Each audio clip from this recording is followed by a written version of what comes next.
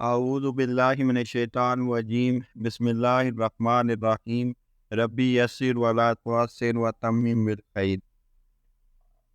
تاریخ طبی جلد اول کا مطالعہ کر رہے ہیں۔ آج کے ایپیسوڈ میں ہم برادران یوسف علیہ السلام پھر یوسف علیہ السلام کے سامنے اور سامان کی تلاشی اور بنیامین کے سامان سے پیمانے کی برآمدگی، ان واقعات کو ہم بیان کریں گے۔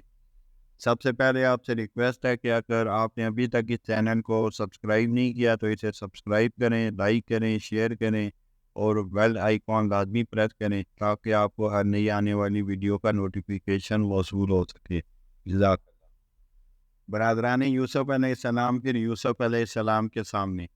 جب برادران یوسف ان کے پاس دوبارہ پہنچے تو انہوں نے اپنے حقیقی بھائی بنیامین کو اپنے پاس ٹھہرایا۔ یہ لوگ یوسف کے حضور پہنچے تو اس نے اپنے بھائی کو اپنے پاس الگ بلایا اور اسے بتا دیا کہ میں تیرا وہی بھائی ہوں جو کھو گیا تھا۔ اب تو ان باتوں کا غم نہ کر جو یہ لوگ کرتے رہیں گے۔ سورہ یوسف آیت نمبر 69۔ چنانچہ سودی اس کی تفسیر میں فرماتے ہیں کہ وہ فوراً اپنے بھائی کو پہچان گئے، سب بھائیوں کی مہمان نوازی کی اور انہیں خوب کھلایا پلایا، اور جب رات کا وقت ہوا تو آپ نے ان کے لیے بستروں کا انتظام کیا اور فرمایا کہ دو دو بھائی ایک بستر پر آرام کریں۔ جب اکیلے بنیامین رہ گئے تو آپ نے فرمایا کہ یہ میرے ساتھ میرے بستر پر سوئے گا۔ چنانچہ بنیامین نے رات آپ کے ساتھ گزاری۔ ساری رات یوسف اپنے بھائی کی خوشبو سونگتے رہے اور انہیں اپنے سینے سے چمٹائے رکھا، یہاں تک کہ صبح ہو گئی۔ یہ منظر دیکھ کر روبیل نے کہا کہ اگر ہم اس شخص سے بچ گئے تو اس کے مثل کوئی شخص نہیں۔ ابن اسحاق فرماتے ہیں کہ جب برادران یوسف ان کے پاس پہنچے تو ان سے کہا کہ یہ ہمارا وہ بھائی ہے جس کے لانے کا آپ نے حکم دیا تھا، ہم اسے لے آئے ہیں۔ ابن اسحاق کہتے ہیں کہ مجھے یہ بات پہنچی ہے، حضرت یوسف علیہ السلام نے یہ سن کر ان کی تحسین و تصویب کی اور کہا کہ عنقریب میرے ہاتھ سے تمہیں اس کا اچھا صلہ دیا جائے گا۔ پھر آپ نے ان سے فرمایا میں تمہیں شریف اور معزز افراد سمجھتا ہوں اور میں تمہارا اکرام کرنا چاہتا ہوں۔ چنانچہ آپ نے اپنے مہمان خانے میں دو آدمیوں کو بلا کر انہیں ہدایت کی کہ دو دو آدمیوں کو علیحدہ علیحدہ جگہ کی رہائش دیں اور ان کا خوب اکرام اور مہمان نوازی کریں۔ اس کے بعد آپ نے بھائیوں سے مخاطب ہو کر کہا کہ میں دیکھتا ہوں کہ یہ نوجوان جسے تم لائق ہو اس کے ساتھ کوئی دوسرا نہیں ہے، لہذا اسے میں اپنے ساتھ ملا لیتا ہوں۔ اس طرح تمام بھائیوں کو دو دو کر کے الگ الگ جگہوں میں ٹھہرایا اور اپنے حقیقی بھائی کو اپنے ساتھ ٹھہرایا۔ جب دونوں الگ ہوئے تو آپ نے فرمایا میں تمہارا بھائی یوسف ہوں، لہذا ان سوتیلے بھائیوں نے اب سے پہلے جو ہمارے ساتھ کیا ہے تم اس سے غمزدہ نہ ہونا، کیونکہ اللہ تعالیٰ نے ہمیں اس کا اچھا صلہ عطا فرمایا ہے، اور جو بات میں نے تم کو بتائی ہے اپنے بھائیوں کو مت بتانا۔ اسی بات کو اللہ تعالیٰ نے قرآن میں یوں بیان فرمایا ہے، یہ لوگ یوسف کے حضور پہنچے تو اس نے اپنے بھائی کو اپنے پاس الگ بلا لیا اور اسے بتا دیا کہ میں تیرا وہی بھائی ہوں جو کھو گیا تھا۔ اب تو ان باتوں کا غم نہ کر جو یہ لوگ کرتے رہے ہیں۔ بنیامین کو روکنے کی یوسفی ترکیب۔ جب حضرت یوسف علیہ السلام نے اپنے بھائیوں کے اونٹوں کو غلے سے لدوا دیا تو ان کا سامان پورا دے دیا اور ان کی حاجت پوری کر دی تو چپکے سے وہ برتن جس سے غلہ ناپ کر دیتے تھے، اس سوا بھی کہا جاتا ہے، اپنے بھائی بنیامین کے سامان میں رکھ دیا۔ حضرت حسن رضی اللہ عنہ فرماتے ہیں کہ سوا اور سکایا دونوں مترادف لفظ، یعنی وہ برتن جس میں پانی پیا جاتا ہے وہ آپ نے اپنے بھائی کے کجاوے میں رکھ دیا، یعنی اس انداز سے رکھا کہ اس کے متعلق کسی کو علم نہ ہوا۔ سودی کہتے ہیں کہ جب یوسف علیہ السلام نے اپنے بھائیوں کی روانگی کے وقت ان کا سامان تیار کر دیا تو پانی پینے کا برتن اپنے بھائی کے سامان میں رکھ دیا، یعنی اس انداز سے رکھا کہ اس کے متعلق کسی کو علم نہ ہوا۔ برادران یوسف علیہ السلام کے قافلے کو روکنا۔ جب ان بھائیوں کا قافلہ روانہ ہونے لگا تو شاہی خدمت کاروں میں سے ایک نے پکارا یقیناً تم لوگ چور ہو۔ ابن اسحاق کہتے ہیں کہ حضرت یوسف علیہ السلام نے ہر ایک بھائی کو الگ الگ اونٹ پر سامان لاد کر دیا اور اسی طرح بنیامین کو بھی الگ اونٹ پر سامان لاد کر دیا۔ اس کے بعد حکم دیا کہ ان کے پانی پینے کا برتن جس کے بارے میں مشہور ہے کہ چاندی کا تھا، ان کے بھائی بنیامین کے کجاوے میں رکھ دیا اور انہیں جانے دیا جائے۔ یہاں تک کہ جب وہ بستی سے دور نکل گئے تو انہیں روکنے اور واپس لانے کا حکم دے دیا۔ ایک پکارنے والے نے آواز دی کہ اے قافلے والو، یقیناً تم لوگ چور کو ٹھہر جاؤ۔ اتنے میں بادشاہ کا قاصد بھی ان تک پہنچ گیا، اور کہا جاتا ہے کہ اس نے ان بھائیوں سے کہا، کیا ہم نے انتہائی اکرام کے ساتھ تمہاری مہمان نوازی نہیں کی؟ تمہیں تمہارا غلہ پورا نہیں دیا؟ تمہیں اچھا ٹھکانہ نہیں دیا؟ اور کیا ہم نے تمہارے ساتھ خاص اکرام کا برتاؤ نہیں کیا جو ہم دوسروں کے ساتھ نہیں کرتے؟ اور تمہیں ہم نے اپنے ذاتی مکان میں نہیں ٹھہرایا؟ تو کیا تمہارے ذمے ہماری حرمت کا پاس و لحاظ نہیں تھا؟ ان لوگوں نے کہا، کیوں نہیں، لیکن آخر ہوا کیا؟ قاصد نے کہا کہ بادشاہ کا پانی پینے کا پیالہ نہیں مل رہا، اور تمہارے سوا کسی پر شک نہیں کیا جا سکتا۔ قافلے والوں نے کہا کہ باخدا تم جانتے ہو ہم اس ملک میں فساد کی غرض سے نہیں آئے، اور نہ کبھی چوری ہمارا شیوا تھا۔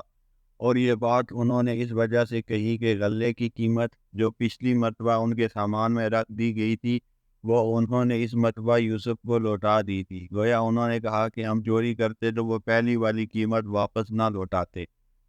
اور بعض نے کہا ہے کہ ان کے جواب دینے کی وجہ یہ تھی کہ ان اہل قافلہ والوں کے متعلق یہ بات عام طور پر معروف تھی کہ دوسروں کی چیزوں کو بالکل نہ چھیڑتے۔ بہرحال ان کا یہ جواب سن کر شاہی خدمت گاروں نے کہا، اچھا تو جس نے چوری کی ہو اس کی سزا کیا ہونی چاہیے؟ تو انہوں نے کہا کہ ہماری شریعت میں اس کی سزا یہ ہے کہ اسے اس شخص کے سپرد کر دیا جائے جس کی اس نے چوری کی ہے، اور وہ شخص اس کو غلام بنا لے۔ حق تعالیٰ ارشاد فرماتے ہیں، قالوا فما جزاؤہ ان کنتم کاذبین قالوا اجزاؤہ من وجد من فی رحلہ فہو جزاؤہ۔ ترجمہ، خدمت گاروں نے کہا، اچھا اگر تم جھوٹے ثابت ہوئے تو چور کی کیا سزا ہوگی؟ انہوں نے جواب دیا کہ اس کی سزا یہی ہے کہ جس کے سامان میں وہ برتن پایا جائے وہ ہی اس کا بدلہ ہو۔ سودی فرماتے ہیں کہ یعنی تم اسے پکڑ سکتے ہو، وہ تمہارا غلام ہوگا۔ برادران یوسف کے سامان کی تلاشی۔ اب حضرت یوسف علیہ السلام نے تلاشی شروع کی اور بن یامین کی بوری سے پہلے اپنے دوسرے بھائیوں کی بوریوں میں تلاش کرنا شروع کیا، اور آخر کار اپنے بھائی کی بوری میں سے اسے برآمد کر لیا۔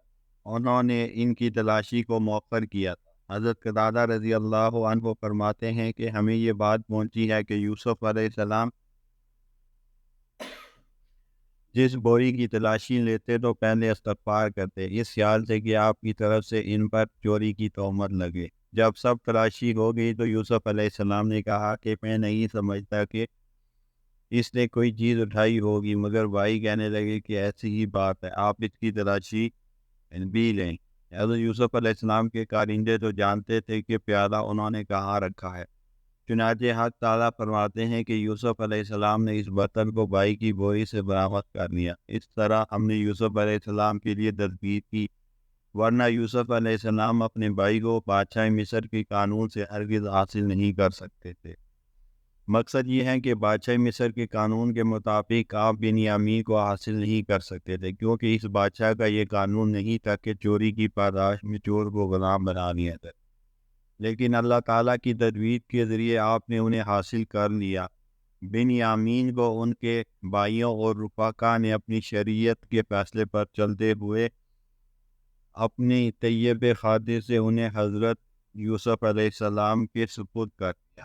حضرت مجاہد فرماتے ہیں کہ مطلب یہ ہے کہ بادشاہ مصر کے قانون کے مطابق تو آپ انہیں نہیں روک سکتے تھے، لیکن اللہ تعالیٰ نے آپ کو تدبیر سمجھائی اور آپ نے اس پر عمل کیا، جس سے آپ اپنے مقصد میں کامیاب ہو۔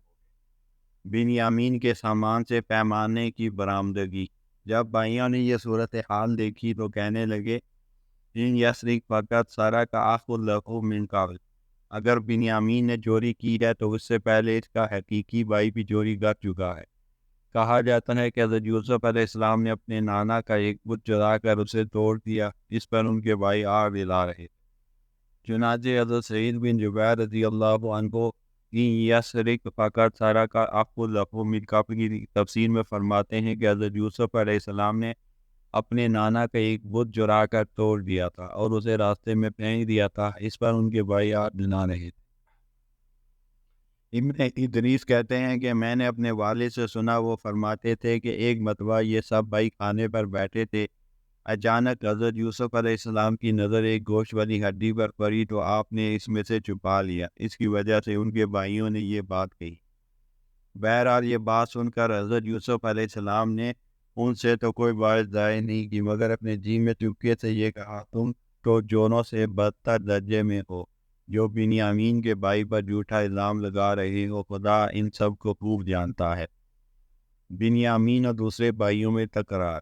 سودی کہتے ہیں کہ جب بنیامین کے کجاوے سے برتن برآمد ہوا تو سب بھائیوں کی گویا کمر ٹوٹ گئی، اور غصے میں آ کر بنیامین سے کہنے لگے کہ اے راحیل کی اولاد، حضرت یعقوب علیہ السلام کی اہلیہ یوسف و بنیامین کی والدہ، ہمیشہ تمہاری طرف سے ہمیں مصائب کا سامنا کرنا پڑا، تم نے یہ برتن کب اٹھا لیا؟ بنیامین نے کہا، نہیں بلکہ راحیل کی اولاد کو ہمیشہ تم سے تکلیفیں پہنچی ہیں، تم ہی نے میرے بھائی کو جنگل میں لے جا کر ہلاک کیا، اور جہاں تک پیالے کا تعلق ہے تو جس نے تمہارے کجاووں میں پیسے رکھے تھے اسی نے میرے کجاوے میں یہ برتن رکھ دیا۔ یہ سن کر بھائیوں نے کہا، درہم کا تذکرہ نہ کرو ورنہ سب پکڑے جائیں گے۔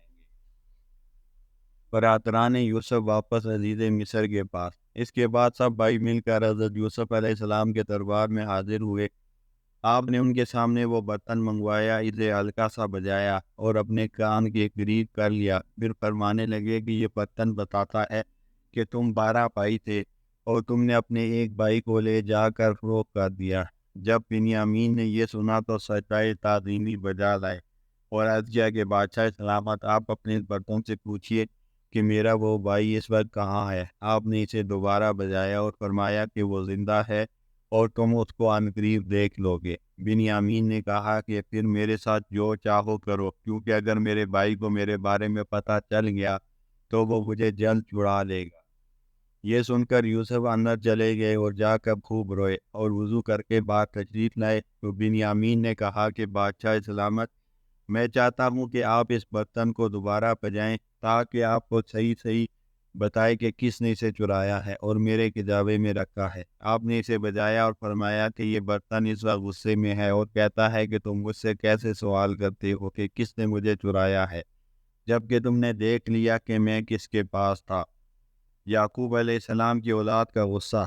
کہتے ہیں کہ بنو یعقوب کو جب غصہ آتا تو ان کا سامنا کرنے کی کسی کو ہمت نہیں ہوتی تھی۔ چنانچہ یہ منظر دیکھ کر روبیل کو غصہ آ گیا اور بادشاہ سے کہا، اے بادشاہ، آپ ہمیں رہا کر دیں ورنہ میں ایسی چیخ ماروں گا کہ مصر کی تمام حاملہ عورتیں اپنا حمل ساکت کر دیں گی۔ اور اس وقت غصے سے روبیل کے جسم کا بال بال کھڑا ہوا تھا اور اس کے بال اس کے کپڑوں سے باہر نکل رہے تھے۔ یہ صورتحال دیکھ کر یوسف علیہ السلام نے اپنے بیٹے سے کہا، روبیل کی ایک جانب میں کھڑے ہو کر اسے سود کرو، یعنی اسے چھو لو۔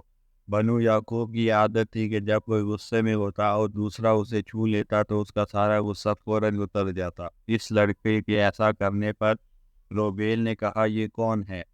ایسا معلوم ہوتا ہے کہ اس ملک میں بھی یعقوب کی نسل موجود ہے۔ حضرت یوسف علیہ السلام نے پوچھا کہ یعقوب علیہ السلام کون ہے؟ یہ سن کر روبیل کو غصہ آ گیا اور کہنے لگا، اے بادشاہ، یعقوب کا نام نہ لے، کیونکہ وہ اسرائیل اللہ بن ذبیح اللہ بن خلیل اللہ ہیں۔ حضرت یوسف علیہ السلام نے فرمایا، اگر یہ بات ہے تو پھر تم سچ کہہ رہے ہو کہ اس ملک میں نسل یعقوب موجود ہے۔ بنیامین کے بدلے ضامن۔ صدی کہتے ہیں کہ جب حضرت یعقوب علیہ السلام نے بنیامین کو اپنے پاس روک لیا اور بھائیوں کے اپنے فیصلے کے مطابق حضرت یوسف علیہ السلام اس کے مستحق بن گئے اور بھائیوں کو یقین ہو چلا کہ بنیامین کو چھڑانے کی اب کوئی صورت باقی نہیں ہے، تو انہوں نے درخواست پیش کی کہ ان میں سے کسی ایک کو بنیامین کی جگہ رکھ لیں اور اسے رہا کر دیں۔ چنانچہ انہوں نے حضرت یوسف علیہ السلام سے عرض کیا کہ اے عزیز مصر، اس بنیامین کا باپ بہت بوڑھا ہے، سو اس کی جگہ تو ہم میں سے کسی اور کو روک لے، ہم تجھ کو نیک لوگوں میں سے دیکھتے ہیں۔ حضرت یوسف علیہ السلام نے جواب دیا، پناہ خدا کی کہ ہم اس کو چھوڑ کر جس کے پاس ہم نے اپنا مسروقہ مال پایا ہے کسی اور کو گرفتار کر لیں۔ ایسا کریں تو ہم بڑے بے انصاف قرار پائیں گے کہ انہیں کو چھوڑ کر بے گناہ کو قید کر لیا۔ شمول کا مصر میں ہی رک جانا۔ جب یوسف علیہ السلام کے بھائی اس سے نا امید ہو گئے کہ یوسف علیہ السلام ان کی درخواست قبول کر کے بنیامین کو چھوڑ دے گے اور ان کی جگہ کسی دوسرے بھائی کو بھی قبول نہ کریں گے، تو اس وقت بڑے بھائی جس کا نام روبیل یا شمون تھا نے دوسرے بھائیوں سے کہا کہ کیا تمہیں معلوم نہیں کہ تمہارے والد نے تم سے یہ عہد لیا تھا کہ بنیامین کو واپسی پر ضرور ساتھ لانا، سوائے اس کے کہ تم ہی گیر لیے جاؤ۔ تو پھر عذر ہے، اور اس سے پہلے بھی تو یوسف کے معاملے میں کوتاہی کر چکے ہو، لہذا میں تو اس زمین سے اس وقت تک نہیں جاؤں گا جب تک میرا والد مجھے اجازت نہ دے کہ چلو بنیامین کو یہی رہنے دو اور تم خود آ جاؤ، یا جن لوگوں نے میرے بھائی کو روکا ہے اللہ تعالیٰ میرے لیے ان سے لڑنے کا فیصلہ فرما دے۔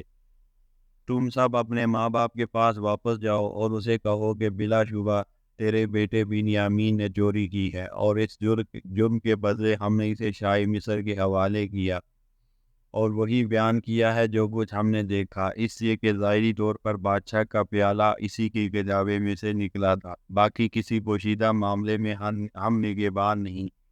نیز یہ کہ آپ اس بستی کے لوگوں سے دریافت کر لیں جہاں ہم تھے، اور ان کے قافلے والوں سے بھی پوچھ لیں جن کے ساتھ ہم آئے ہیں، وہ لوگ آپ کو حقیقت سے آگاہ کریں گے۔ وآخر دعوانا الحمد للہ رب العالمین۔